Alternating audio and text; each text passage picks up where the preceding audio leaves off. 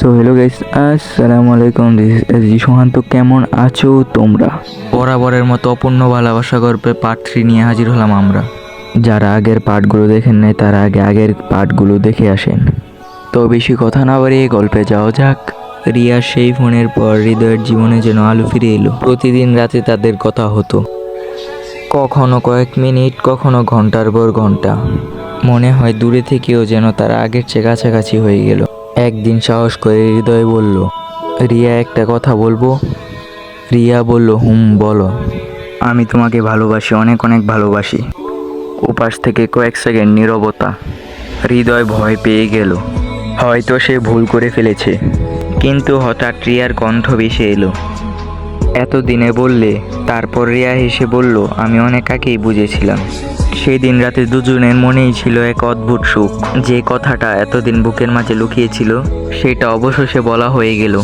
তারপর তাদের সম্পর্ক আরো গভীর হয়ে উঠল। ভবিষ্যৎ নিয়ে কথা হতো, স্বপ্ন নিয়ে কথা হতো। হৃদয় ভাবতে শুরু করলো সব কষ্ট এবার শেষ হবে। কিন্তু ভাগ্য যেন অন্য কিছু লিখে রেখেছিল।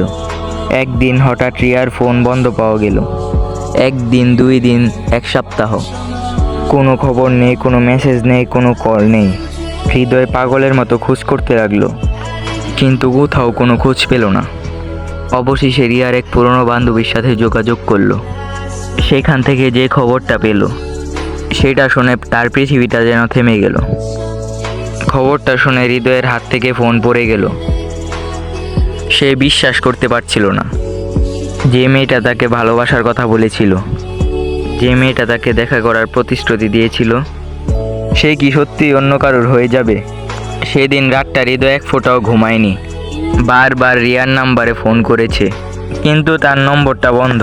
তার চোখের সামনে শুধু একটা প্রশ্নই ঘুরছিল, রিয়া কি সত্যি আমাকে ভুলে গেছে? কয়েকদিন পর একটা মেসেজ এলো। মেসেজটা রিয়ার। সেখানে লেখা ছিল, আমি তোমাকে ভুলিনি হৃদয়, কিন্তু সব ভালোবাসা পূর্ণতা পায় না। মেসেজটা পড়ে হৃদয়ের চোখ ভিজে গেল। সে বুঝতে পেরেছিল কিছু একটা ভয়ঙ্কর চলছে। সেই কষ্টের শুরুটা হয়তো এখনই চলবে। গাইস, পার্ট 3 এখানেই শেষ। ভিডিওটি ভালো লাগলে লাইক এবং সাবস্ক্রাইব করে যেও। Waiting for part 4।